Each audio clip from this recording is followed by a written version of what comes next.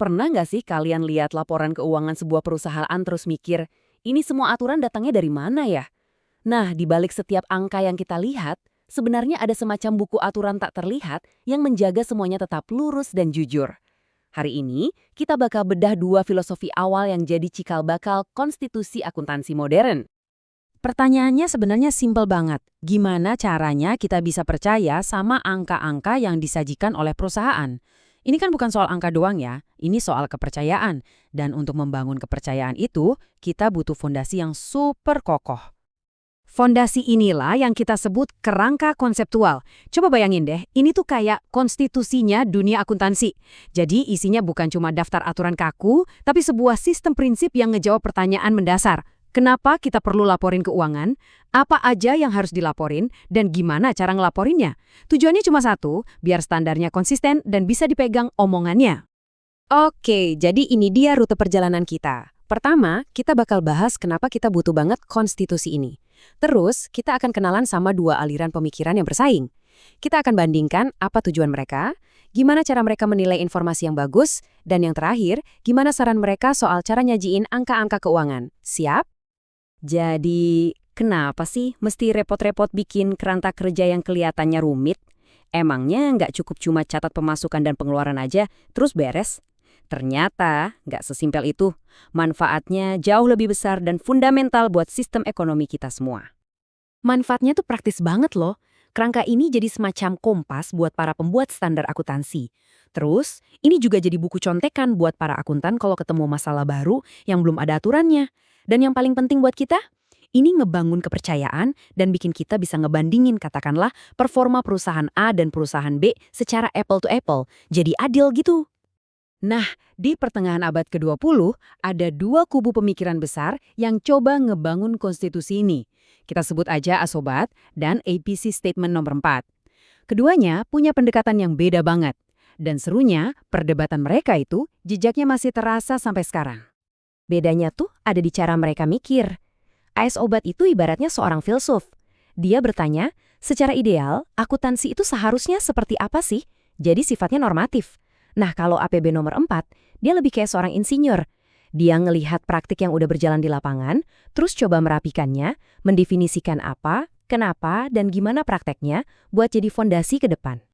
Oke, mari kita masuk ke perbandingan pertama, dan ini mungkin yang paling fundamental. Sebenarnya, buat apa sih kita repot-repot bikin laporan keuangan ini? Apa tujuan akhirnya? Wah, di sini bedanya kelihatan tajam banget. Di satu sisi, Asobat ngelihat tujuannya itu luas banget buat ngelola sumber daya, bahkan sampai ke kontrol sosial. Penggunanya, ya siapa aja, nggak spesifik. Di sisi lain, APB No 4 jauh lebih fokus, lebih to the point. Tujuannya cuma satu, ngebantu pengguna membuat keputusan ekonomi. Ini pergeseran yang gede banget dari sebuah ide sosial yang abstrak jadi alat yang praktis buat investor dan kreditur. Oke, kalau tujuannya adalah menyediakan informasi yang berguna, gimana cara kita ngukur kegunaan itu? Apa aja sih kriteria yang bikin sebuah data keuangan bisa kita bilang berkualitas atau baik? Yuk kita lihat. Asobat pendekatannya simpel. Dia punya 4 standar yang kedudukannya setara. Anggap aja kayak 4 pilar fondasi yang sama kuatnya. Beda cerita sama APB No 4. Dia lebih canggih. Dia menciptakan semacam hierarki atau tingkatan kualitas. Jadi ada kualitas utama yang wajib dipenuhi dan ada kualitas pendukungnya. Nggak semua kualitas itu sama rata. Standarnya AS Obat ini nih gampang banget dicerna. Relevan, artinya nyambung dan berguna. Verifiable, artinya bisa diuji kebenarannya. Bebas dari bias, artinya netral, nggak mihak sana-sini. Dan yang terakhir, quantifiable, alias harus bisa diangkakan. Simple, kuat, dan jelas kan? Nah, APB nomor 4 ngambil ide-ide tadi tapi dibikin lebih detail. Coba lihat. Relevansi dipecah lagi jadi kemampuan memprediksi masa depan dan mengkonfirmasi masa lalu. Tapi yang paling menarik, mereka bikin satu kategori payung baru, keandalan. Nah, di dalam keandalan ini ada verifikabilitas dan kenetralan. Ini seolah-olah bilang, informasi itu nggak cukup relevan, tapi juga harus bisa dipegang, bisa dipercaya. Sekarang kita sampai ke bagian yang paling seru, yang paling praktis. Setelah kita tahu tujuannya apa dan kualitasnya gimana, terus gimana cara nampilin angkanya? Nah, ini membawa kita ke salah satu perdebatan paling klasik dan paling panas di dunia akuntansi. Perdebatannya itu antara biaya historis alias harga pas kita beli aset dulu sama biaya kini alias berapa nilai aset itu kalau dijual hari ini. Biaya historis itu enak, objektif, gampang diverifikasi karena ada kwitansinya. Tapi pertanyaannya, harga gedung yang dibeli 30 tahun lalu apa masih relevan buat keputusan bisnis sekarang? Di sisi lain, biaya kini jelas jauh lebih relevan, tapi nilainya bisa jadi lebih subjektif dan lebih susah dibuktikan. Nah, Sobat langsung menyoroti masalah ini. Mereka bilang, kalau kita kekeh cuma pakai biaya historis, kita itu mengorbankan relevansi. Padahal, relevansi itu kan salah satu pilar utama mereka. Coba bayangin, kalau perusahaan punya tanah yang dibeli tahun 1950, nilai historisnya kan hampir nggak ada gunanya buat menilai kondisi perusahaan sekarang. Dan disinilah AC Obat keluar dengan solusi yang untuk zamannya jenius banget. Mereka ngusulin sesuatu yang radikal. Kenapa harus pilih salah satu? Kenapa nggak kita kasih lihat aja dua-duanya?